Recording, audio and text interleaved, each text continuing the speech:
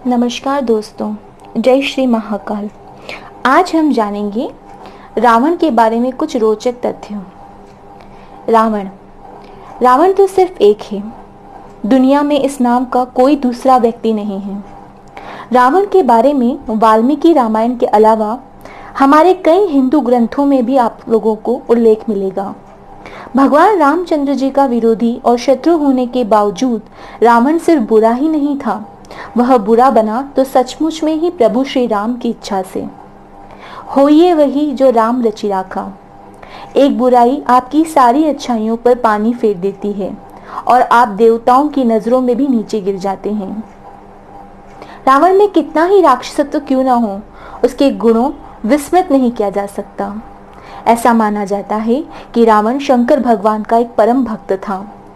वह महातेजस्वी, प्रतापी, पराक्रमी, रूपवान तथा चारों वेदों का विद्वान था।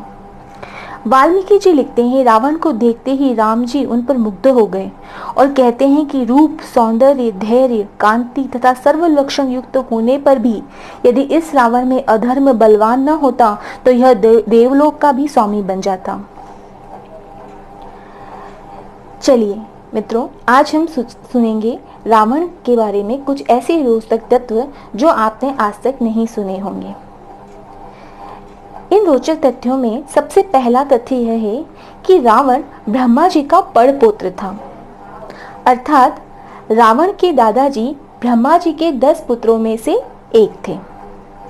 वाल्मीकि रामायण के अनुसार रावण पुलस्त्य मुनि का पोता था, अर्थात उनके पुत्र विश्वश्रवा का पुत्र था।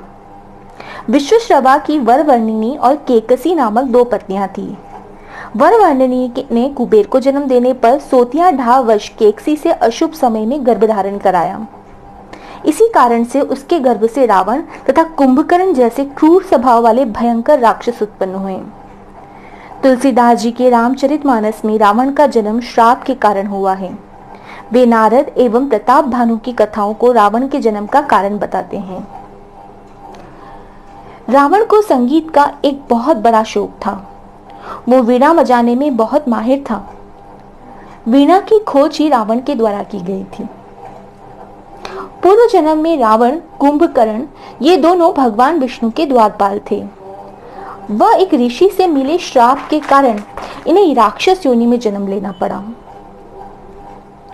रावण अपने समय का एक महान वैज्ञानिक व खोजकर्ता था, जिसका सबसे सुंदर उदाहरण पुष्पक विमान था।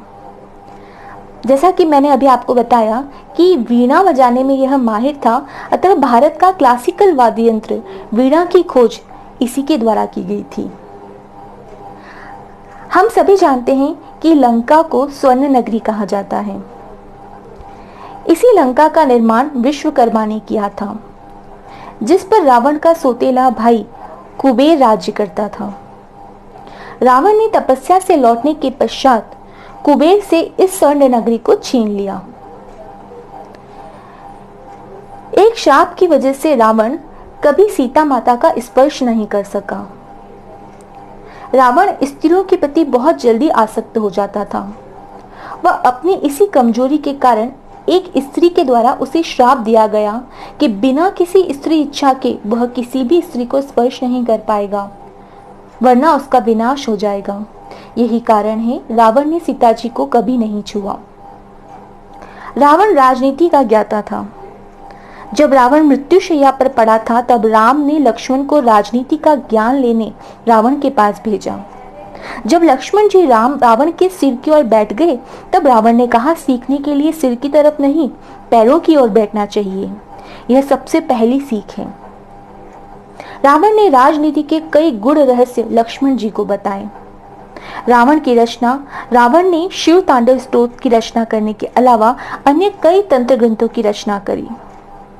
कुछ का मानना है कि ज्योतिषों का प्राचीन ग्रंथ लाल किताब भी रावण संहिता का ही एक अंश है और रावण ने यह विद्या भगवान सूर्य से सीखी थी। आज भी दक्षिण भारत व दक्षिण पूर्व एशिया के कई हिस्सों में रावण की पूजा की जाती है व अनेक संख्या में उनके भक्त उपस्थित हैं। तो दोस्तों, ये थी रावण के बारे में कुछ रोचक जानकारी। यदि इस जानकारी में कुछ भी बोलने व सुनने में हमसे त्रुटि हुई हो तो ईश्वर हमें क्षमा करे। धन्यवाद।